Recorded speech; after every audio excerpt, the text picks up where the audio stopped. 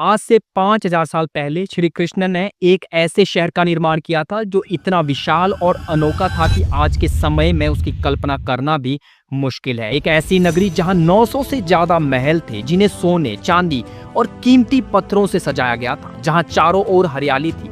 हम बात कर रहे हैं यदुवंश की राजधानी द्वारका की, जिसका उल्लेख हमें भगवत पुराण में मिलता है। बताया जाता है कि श्री कृष्ण ने इस अद्भुत नगरी को बसाने के लिए ये जगह उधार में ली थी, लेकिन ये चकाचौंध ज्यादा समय तक नहीं रह पाई। फिर एक ऐसी काली रात आई जब पूरा शहर अचानक धुंध और अंधकार में डूब गया।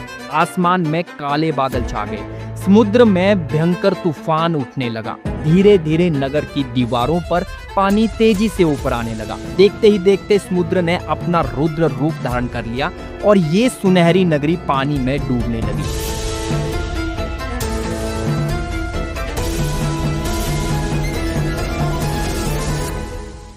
क्या सच में द्वारका किसी महाप्रलय में डूब गई थी? हजारों सालों तक द्वारका की एक कहानी धार्मिक ग्रंथों तक सीमित रह गई, लेकिन आज से लगभग 60 साल पहले जब यहाँ समुद्र की गहराई में डुबकी लगाई गई तो कुछ ऐसा मिला जिसने ये धारणा बदल दी। और आज भी हम यहाँ जितनी गहरी डुबकी लगाते हैं, कुछ ना कुछ ऐसा मिल ही जाता है जो इसके और भी पुराने होने के सबूत देता है। ये वही श्री कृष्ण थे जिन्होंने बचपन में गोवर्धन पर्वत को 7 दिन तक उठाकर रखा था। उन्होंने अपने ही वश को बचाने के लिए इस नगरी का पतन क्यों होने दिया, या फिर इस विनाश के पीछे कहानी कुछ और ही है?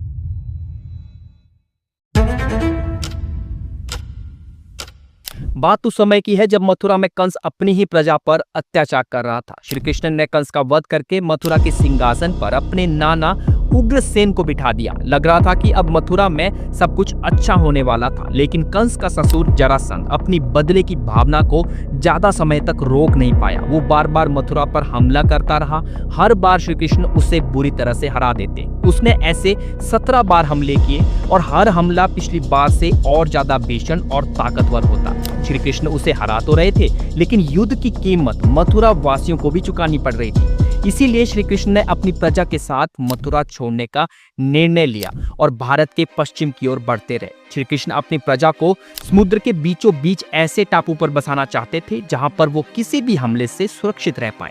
वो किनारे पर खड़े होकर समुद्र देव से प्रार्थना करने लगे ताकि समुद्र देव उन्हें अपनी गोद से कुछ भूमि दान में दे दे। समुद्र देव ने खुशी खुशी उन्हें 12 योजन का एक द्वीप दे दिया, जो आज के लगभग 150 किलोमीटर का एरिया बनता है। उसके बाद भगवान विश्वकर्मा को यहाँ पर एक भव्य नगरी के निर्माण का काम सौंपा गया।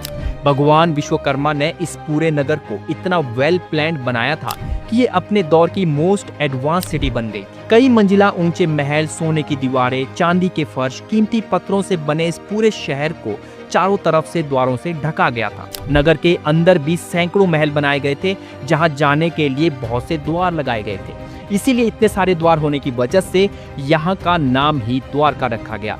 यहाँ पर चारों ओर हरियाली, खुशहाली और एक समृद्ध समाज फैल रहा था। नगर की सड़कों को इस तरह से बनाया गया था ताकि वो बंदरगाह से सीधा मिल सके, क्योंकि द्वारका अपने समुद्री व्यापार के लिए बहुत प्रसिद्ध थी। यहाँ पर दुनिया भर के छोटे बड़े सभी जहाज आते थे। ये शहर इतना एडवांस था कि यहाँ पर ड्रेनेज और इरिगेशन के चैनल्स को बहुत ही अच्छे तरीके से फैलाया गया था ताकि लोगों को बाहर से किसी भी तरह की जरूरत ना पड़े और आत्मनिर्भर रहकर अपने शहर को और समृद्ध बना सके। द्वारका एक ऐसी नगरी थी जिसे खुद श्री कृष्ण ने बसाया और देवताओं ने प्राकृतिक रूप से इसे सजाया। लेकिन यहाँ पर रहने वालों को ये पता नहीं था कि ये सुख और शांति आने वाले भीषण तूफान की आहट थी। फिर कुछ ऐसा होने वाला था जो एक श्राप की वजह से द्वारका का विनाश करने वाला था।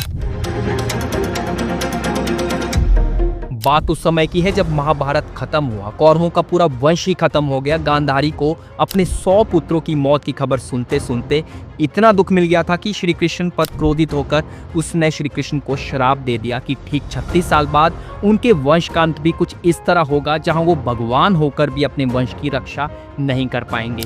और उसी दिन से यदुवंशियों के सर्वनाश का समय शुरू हो गया था। लेकिन यदुवंशियों के अंत का कारण सिर्फ ये अकेला श्राप नहीं था, बल्कि एक और कहानी है जिसकी वजह से द्वारका के अंत की असली शुरुआत हुई थी। दरअसल एक समय की बात है, द्वारका के साथ ही एक जगह थी जिसका नाम पिंडारक था। वहाँ कुछ ऋषिगण पधारे। इन ऋषियों में विश्वामित्र और नारद जैसे बहुत ही विख्यात साधु थे। वो अपनी साधना में विलीन ध्यान लगा रहे थे। उन्हें देखकर श्री कृष्ण के पुत्र साम ने अपने मित्रों के साथ कुछ मजाक करने का सोचा। साम ने एक गर्भवती स्त्री का रूप धारण कर दिया और ऋषि मुनियों की तपस्या का मजाक उड़ाने के लिए उनके पास चले गए। साम और उनके मित्र इस बात से अनजान थे कि जिनके पास वो जा रहे हैं वो पहले से ही उनके इस मजाक के बारे में पूरा सच जानते थे। साम उन ऋषि मुनियों के पास पहुंचते हैं और अपने होने वाली संतान के बारे में पूछने लगते हैं।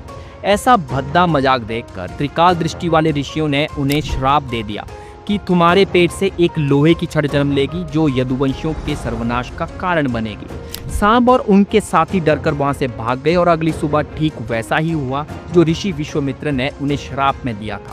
सुबह उठते ही सांब ने देखा कि उनकी गोद में एक लोहे की छड़ थी और डर के मारे उन्होंने राजा उग्रसेन को अपनी पूरी कहानी बताई। ये सुनकर वहां सबके होश उड़ गए थे। राजा उग्रसेन ने उस लोहे की छड़ के छोटे छोटे टुकड़े करवाकर समुद्र में फेंकवा दिए, लेकिन समुद्र के अंदर एक बहुत ही विशाल मछली ने उन लोहे के टुकड़ों को अनजाने में खा लिया।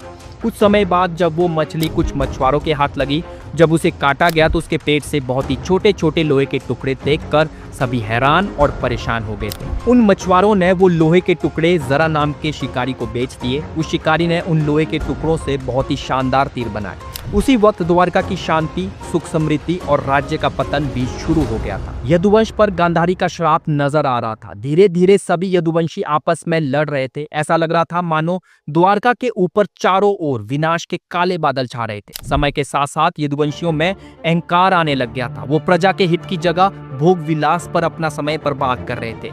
धर्म की जगह अधर्म ने ले ली थी। कोई भी काम सही से नहीं हो रहा था। उनकी आपस की लड़ाई इतनी बढ़ गई थी कि वो अब एक दूसरे के खून के प्यासे हो गए थे। जिन हथियारों को द्वारका की रक्षा के लिए बनाया गया था, वही हथियार आज उनके पतन का कारण बनने वाले थे। ये देखकर श्री कृष्ण को गांधारी का श्राप याद आया और वो समझ गए थे कि अब द्वारका का अंत होने से कोई नहीं बचा सकता। इसीलिए वो अकेले ही घने जंगल की तरफ निकल जाते हैं। चलते चलते जब वो थक गए तो आराम करने के लिए एक पेड़ के नीचे लेट गए। लेकिन श्री कृष्ण उस वक्त वहां पर अकेले नहीं थे। वहां वो जरा नाम का शिकारी भी था जिसने उस लोहे की छड़ से तीर बनाए थे। शिकारी को पेड़ के पास कुछ हलचल दिखाई दी और उसने श्री कृष्ण को शिकार समझकर तीर चला दिया। तीर सीधा उनके पांवों में लगा और श्री कृष्ण ने पृथ्वी लोक को त्याग दिया। उनकी मृत्यु के साथ साथ ही द्वारका के ऊपर एक भीषण समुद्री तूफान भी आता है। देखते ही देखते द्वारका पानी में समा गई। इस तरह द्वारका के विनाश के साथ साथ एक युग का भी अंत हो गया। द्वारका भी महाभारत की तरह एक इंडियन माइथोलॉजी का हिस्सा माना जाता था। मतलब द्वारका का अस्तित्व सिर्फ विष्णु पुराण और भगवत पुराण तक ही सीमित हो गया था। किसी को भी ये पता नहीं था कि असल में द्वारका किस जगह पर बनी हुई थी। लेकिन 20वीं सदी में कुछ ऐसा हुआ जिससे अब द्वारका का सच पूरी दुनिया के सामने आने वाला था। बात 1930 की है जब गुजरात के सौराष्ट्र के इलाके में कुछ मछुआरों ने पानी के नीचे बहुत ही अजीब चीज देखी। फिर कुछ गोताखोर उस जगह पर गए और जो उन्होंने देखा उसको देखकर सभी के होश उड़ गए थे। उन्हें वहां ऐसे पत्थर मिले जिन पर नायाब नक्काशी की गई थी, जो कहीं से भी प्राकृतिक नहीं लगते थे। लग रहा था जैसे किसी मास्टर ने तराश कर उन पत्थरों को वहां पर छोड़ दिया हो, लेकिन उस वक्त किसी ने भी इस बारे में ज्यादा ध्यान नहीं दिया। फिर 1960 में जाकर आर्कियोलॉजिकल सर्वे ऑफ इंडिया ने पहली बार बेट द्वारका के पास खुदाई शुरू की। ये वही इलाका था जिसे वहां के स्थानीय लोग द्वारका नगरी मानते थे। खुदाई में वहां से बहुत ही प्राचीन चीजें मिली, बर्तन, मूर्तियां, और वहां के स्ट्रक्चर से साफ पता चल रहा था कि इस जगह किसी समय बहुत से लोग रहा करते थे। और वहां पर बहुत ही लंबी और बिल्कुल सीधी दीवारें थी जिन्हें देखकर लगता था कि ये जगह किसी समय में बहुत फैली हुई थी। लेकिन अभी भी सिर्फ यही साबित हुआ था कि ये जगह एक प्राचीन शहर रहा होगा। द्वारका का नाम इस जगह से जोड़ने के लिए अभी बहुत से सबूतों की जरूरत थी। कुछ साल बाद 1970 में फिर कुछ ऐसा मिला जिससे इस पूरे शोध में एक नया मोड़ आने वाला था। जामनगर के एक सरकारी रिकॉर्ड में 6ठी सदी का एक ताम्रपत्र के बारे में बताया गया था। ये ताम्रपत्र सिंध दत्या नाम के राजा से जुड़ा हुआ था, जिसमें साफ साफ लिखा गया था कि यहाँ पर श्री कृष्ण की नगरी द्वारका हुआ करती थी। ये एक ऐसा प्रमाण साबित हुआ जिससे शोधकर्ताओं को पहली बार लगा कि भगवान श्री कृष्ण की द्वारिका नगरी सिर्फ धर्म की किताबों में नहीं थी, बल्कि प्राचीन समय में ऐसा स्वर्ग सचमुच धरती पर था। इसके बाद जो इंसान इस शोध को आगे बढ़ाने वाले थे उनका नाम SR राव था, जो ASI में एक सीनियर पोजीशन पर काम कर रहे थे। 1981 में उन्हें इस जगह की जिम्मेवारी मिली जहां पर अब उन्हें ही इस रहस्यमय शहर के बारे में पता करना था। उनकी खास बात यह थी कि वो साइंटिस्ट भी थे, लेकिन वही साथ में उन्होंने भारत के महान इतिहास को कभी हल्के में नहीं लिया था, बल्कि उन्होंने तो हमारे इतिहास से उस शहर को जोड़ना शुरू कर दिया।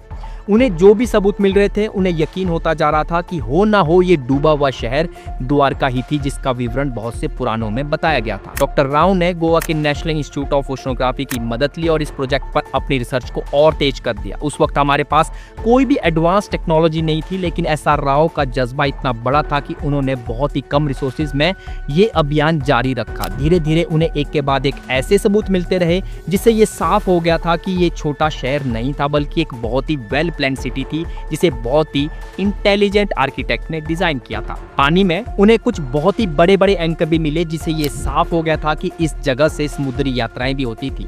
वहीं अगर हम वेस्टर्न हिस्ट्री की बात करें तो सबसे पुरानी सभ्यता मेसोपोटामियन सिविलाइजेशन को मानते हैं, जिसे 5500 साल पुराना कहा जाता है। और SR राव जानते थे कि अगर वो सीधा ही वेस्टर्न हिस्ट्री के सबसे पुरानी सभ्यता को लेकर कोई भी क्लेम करेंगे तो ये कोई भी नहीं चाहेगा कि इसमें भारत का नाम आगे आए। इसीलिए उन्होंने पहले ही कुछ सैंपल्स उनके यहाँ कार्बन डेटिंग के लिए भेज दिए थे, ताकि पता चल सके कि वो कितने पुराने थे। जब कार्बन डेटिंग का रिजल्ट आया तो SR राव को इतना बड़ा झटका लगा जो उन्होंने खुद भी नहीं सोचा था। कुछ सैंपल्स 9000 साल से भी पुराने निकले। मतलब साफ था कि द्वारका अभी तक सबसे पुरानी सभ्यता है जिसे इंसान ने खोज लिया था, और ये खोज तब से आज तक लगातार जारी है। ASI की रिपोर्ट के हिसाब से द्वारका पानी में डूबी जरूर थी, लेकिन ये पानी धीरे धीरे इस पूरे शहर को निगल गया। यहाँ पर ऐसे कोई सबूत नहीं मिले जिससे ये साफ हुआ हो कि यहाँ पर एकदम से किसी बाढ़ ने इस नगर का विनाश किया था। फिर 2007 में इस प्रोजेक्ट में इंडियन नेवी भी जुड़ गई, और इस बार जो सबूत मिले उसने पूरी दुनिया को ये विश्वास करने पर मजबूर कर दिया कि द्वारका किसी किताब की काल्पनिक नगरी नहीं थी, क्योंकि अंडर वाटर एक्सकेवेशन में इस बार मंदिरों की दीवारें भी मिली जिन पर अलग अलग भगवानों की मूर्तियां बनाई हुई थी। 2007 की खोज के बाद ये साफ हो गया था कि ये एक ऐसी जगह थी जो अपने समय की बहुत ही एडवांस और वेल प्लान सिटी थी। लेकिन ये सवाल भी साइंटिस्ट के बीच था कि आखिरकार ये शहर कैसे डूबा। धार्मिक कथाओं का तो पता था, लेकिन साइंटिफिक प्रूफ के बिना ये साबित कर पाना बहुत ही मुश्किल था। इसीलिए उन्होंने ओशनोग्राफी और जियोलॉजी की मदद ली, क्योंकि वो जिस कड़ी को ढूंढ रहे थे उसके लिए उन्हें 15,000 से लेकर 20,000 साल पहले के ओशनिक डेटा को समझना था। इसके पीछे उनका मानना था कि ये सब सी लेवल राइज की वजह से हुआ था। एक स्टडी से पता चला है कि आज से 11,000 साल पहले उस समय का सी लेवल आज के मुकाबले 25 मीटर नीचे था, और ये भी पता चला कि जब द्वारका पर पानी ऊपर चढ़ रहा था तो उस समय दुनिया के बाकी हिस्सों में भी ऐसी प्रलय चल रही थी। वैसे इस 90 साल की खोज ने एक बात तो साबित कर दी है कि अगर द्वारका सच में एक शहर था तो इसका मतलब है कि महाभारत जैसा युद्ध भी हुआ था, और इसके भी बहुत से सबूत आज हमें मिल रहे हैं। तो क्या अब हम ये कह सकते हैं कि हमारा इतिहास सिर्फ एक माइथोलॉजी नहीं बल्कि सच्चाई पर आधारित है? आप अपने विचार कमेंट सेक्शन में जरूर बताएं। अगर द्वारका जैसा शहर सच में था तो क्या रामायण और सनातन धर्म के बाकी वेद भी सच हो सकते हैं?